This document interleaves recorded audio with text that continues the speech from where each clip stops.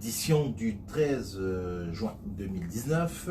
Bonjour Jade. Bonjour Cyril. Jade, on va parler d'un rapport paru la semaine dernière sur la commission. C'est le rapport de la commission sur les femmes et filles autochtones. Je ne suis pas sûr, disparues, je ne suis pas sûr que je donne le titre exact, mais c'est une commission qui était en charge d'une enquête nationale. D'une enquête par rapport à la disparition de ces femmes et filles autochtones disparues. Et il y a un mot dont on a pas cessé d'entendre parler, c'est le mot génocide. Alors je voudrais que tu nous fasses le lien de tout ça et que tu nous dises ce que tu en penses dans cette chronique Société en débat.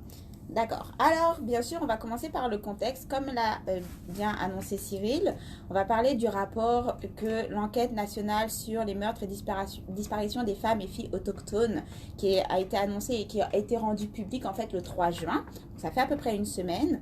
Et ce qui s'est passé en fait, c'est que la commissaire en chef, Marion Bouler, a fait une conférence où elle annonçait bien sûr le rendu public de ce rapport. Je donnerai beaucoup plus de détails sur le rapport et le contexte dans lequel ça a été fait, cette enquête, etc.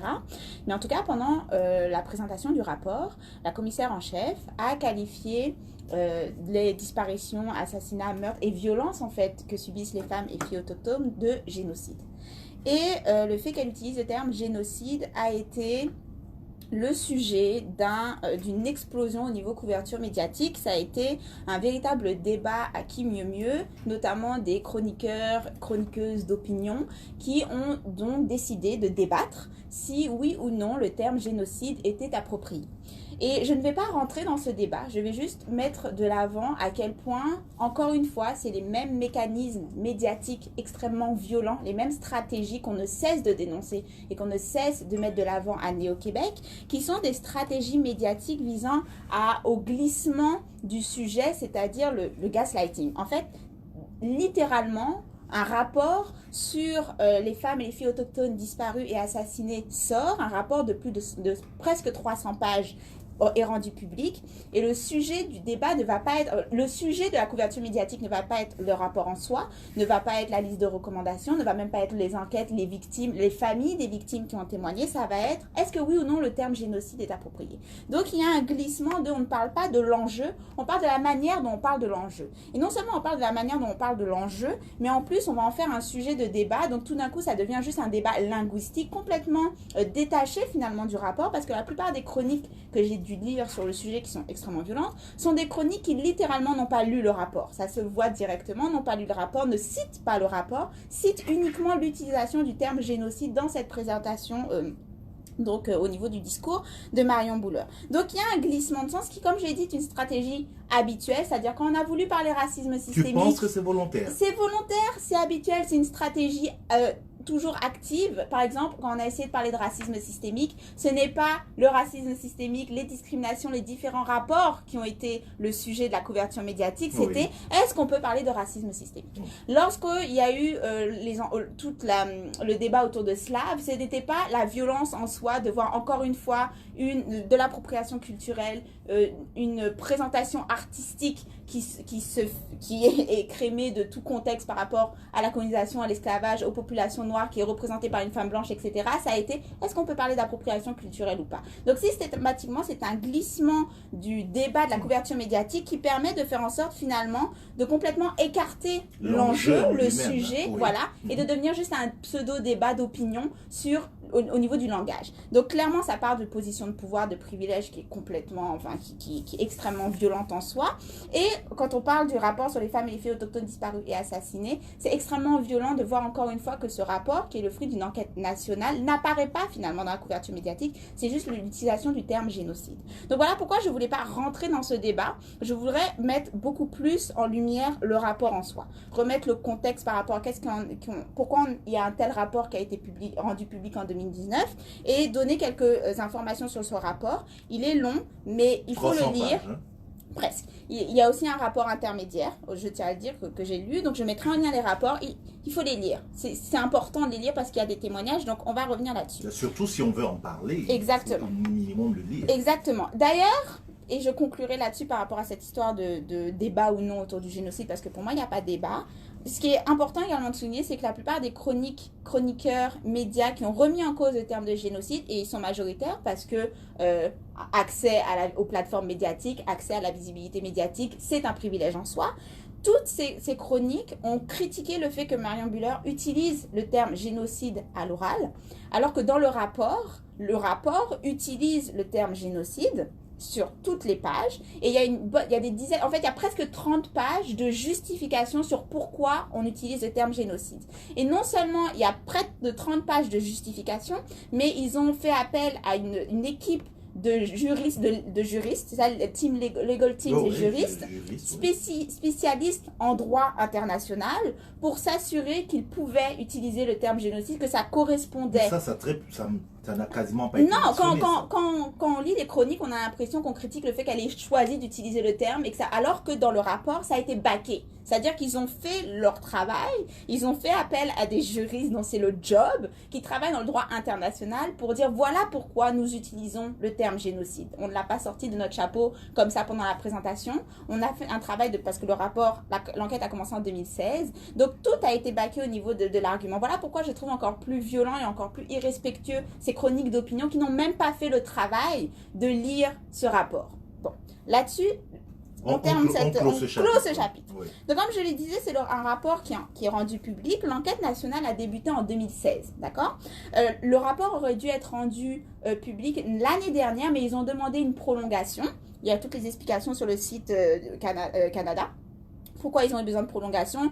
Tout a été très transparent en fait dans ce travail. Mais en gros, donc l'enquête nationale commence en 2015, mais ils ont réussi. Cette enquête nationale a été débutée parce qu'avant cela, il y a eu énormément de travail, notamment fait par les associations de femmes autochtones, associations de survivantes, associations des familles, pour attirer l'attention sur les disparitions et les meurtres des femmes et filles autochtones. Donc notamment, il faut comprendre en fait que l'Association des femmes autochtones du Canada, AFAC, en 2006, crée la première base de données pour pouvoir répertorier les meurtres et disparitions des filles et femmes autochtones. Et pourquoi elle crée cette base de données? C'est parce que les communautés constatent le nombre de morts et de violences qui touchent les filles et les femmes autochtones, mais il n'y a aucune enquête, aucune base de données qui leur permet de démontrer la surestimation en fait de leur victimisation. Donc le nombre qui sont victimes de ces violences.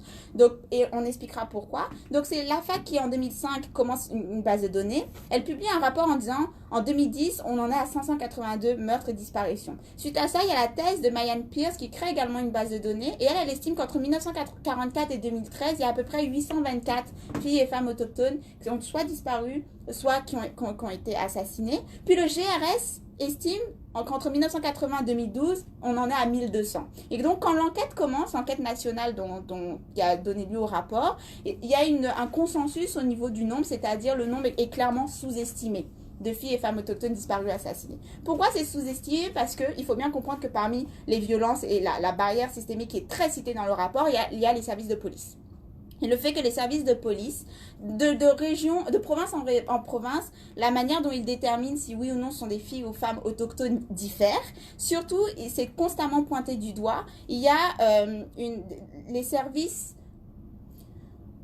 Il y a des cas de disparition qui ne sont même pas enquêtés. Et il y a des cas d'assassinat où clairement la mort est suspecte et puis la police va déclarer mort naturelle. Donc des cas où on retrouve des femmes noyées, toujours au même endroit, et dire ah c'est des morts naturelles. Voilà. Donc voilà pourquoi les nombres sont sous-estimés, parce que on n'a même pas des services de police qui font leur job d'enquêter, et dès qu'il s'agit de filles ou femmes autochtones, il y a clairement du racisme, de la discrimination qui entre en jeu et qui fait qu'elles ne sont pas traitées avec respect, elles ne sont même pas considérées comme des victimes, et donc elles n'apparaissent pas dans les bases de données de victimes d'assassinat. Donc toutes les enquêtes et rapports qui ont traité du sujet disent on est clairement dans le sous-effectif au niveau des nombres qu'on a, parce qu'on n'a que les nombres plus ou moins officiels qu'on a pu avoir, ou par rapport aux témoignages, mais en vrai ce serait beaucoup plus. Et il faut bien comprendre qu'au niveau de la surestimation de victimisation, on crève le plafond. C'est-à-dire qu'il faut comprendre que les filles et femmes autochtones représentent environ entre 3 et 4% de la population canadienne des femmes, mais elles représentent près de 10% des victimes d'homicide en 1980, et en 2014, c'est en est à 24%. D'accord? Donc, on parle de 3 à 4% de la population qui sont 24% victimes d'homicide. Donc, mort violente. Il faut aussi savoir que si vous êtes une fille ou une femme autochtone, vous avez 12 fois plus de risques d'être assassinée que toute autre femme, 16 fois plus qu'une femme blanche, et ça augmente selon les régions. Donc, par exemple, au Manitoba ou Saskatchewan, vous avez 19 fois plus de chances d'être assassiné qu'une femme blanche si vous faites partie d'une communauté autochtone. Et si l'enquête est intitulée meurtre et disparition, il faut vraiment comprendre que les violences qui sont enquêtées, analysées au sein de ce rapport, sujet des témoignages, dépassent largement le cadre des meurtres et disparitions. On parle de agression physique, agression sexuelle, taux de suicide, enjeux de santé mentale, vol. Le type de violence dépasse le cadre de l'assassinat et des disparitions.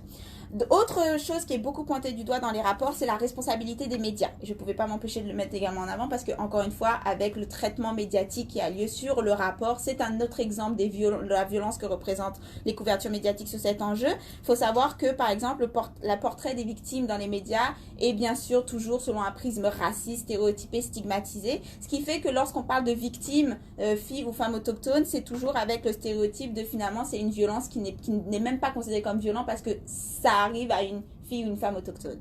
Donc, c'est pour ça aussi que cela entraîne la déshumanisation et donc l'absence de respect. Et donc, on ne va pas aller chercher à savoir les protéger, encore moins à savoir ce qui s'est passé, donc à déclencher des enquêtes et avoir les financements et le pouvoir et l'attention, on va dire, populaire, mainstream, qu'il y aurait eu si ce taux d'assassinat et de meurtre avait touché des femmes blanches.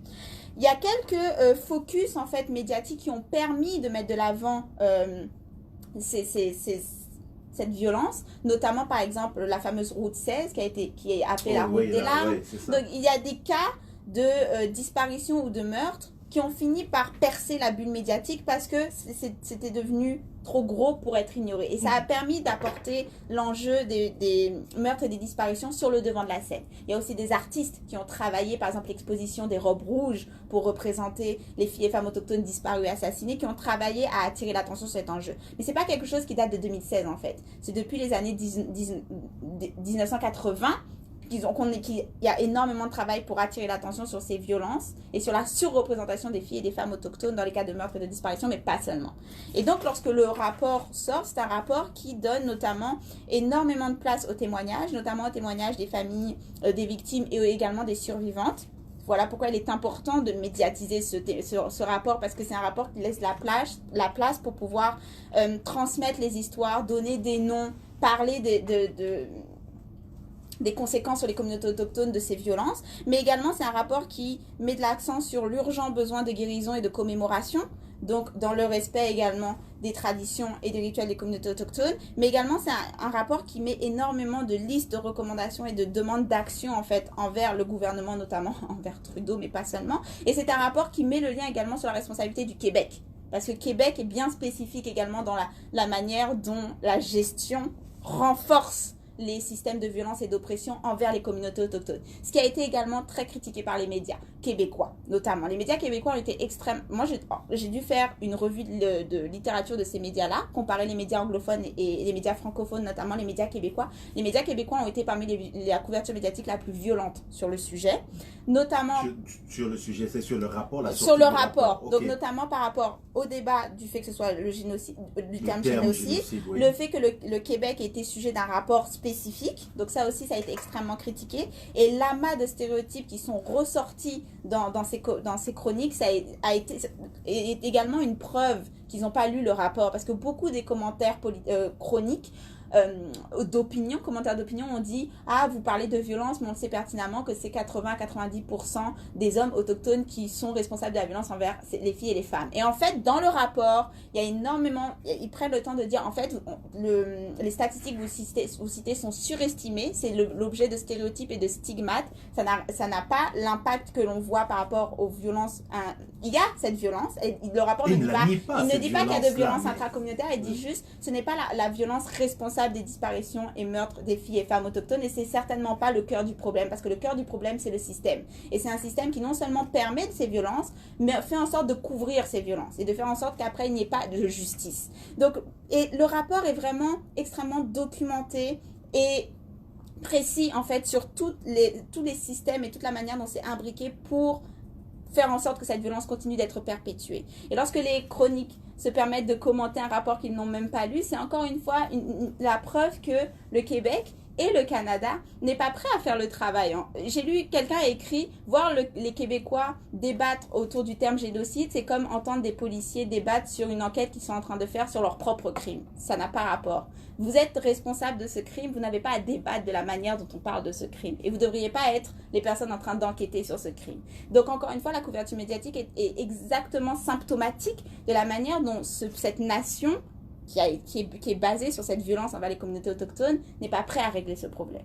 Donc avec tout le respect qu'on devrait avoir par rapport à ces enjeux-là, on mettra toutes les ressources sous notre vidéo. Et encore une fois, je fais cet appel-là. Il y a eu j'ai eu beaucoup de personnes qui ont partagé les chroniques d'opinion pour critiquer ces chroniques, en fait. C'est bien de critiquer ces chroniques. Vous n'avez pas besoin de partager ces chroniques pour les critiquer. Ce sont des médias qui ont besoin des clics, qui ont besoin du buzz et qui ont besoin de la visibilité. Donc ils fonctionnent à ce genre de buzz-lait. Si vous voulez critiquer ces chroniques, critiquez-les sans les partager. Ne leur donnez pas cette visibilité. Partagez plutôt les rapports. Partagez les témoignages et offrez votre critique en commentaire. Merci beaucoup, Jade. On va éviter tout commentaire autour de ce que tu viens de dire. Juste mentionner par contre, si tu veux bien, que le vendredi prochain, nous on a l'émission le 20, mais vendredi 21 juin, c'est la journée nationale des peuples autochtones. Oui. Donc, mettez ça dans un coin de la tête, ce sera sur la chronique. Et puis, oui, je réitère ce que tu dis. Allez sur le rapport, allez lire le rapport, les chroniques en tant que telles qui commentent les termes utilisés dans les rapports. C'est pas ce qui est le plus important. Merci à toi, on se dit à la semaine prochaine. À la semaine prochaine.